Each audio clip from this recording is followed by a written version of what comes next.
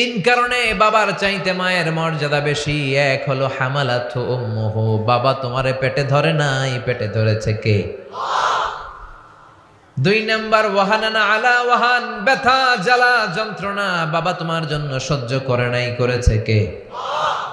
তিন নাম্বার ওয়াফিসালুহু ফি আমাইন, 2 বছর বাবা তোমারে দুধ খাওয়ায় নাই, দুধ খাওয়ালো কে? বিষ্ণু বললেন লাউ কাতালতা জিলদাক,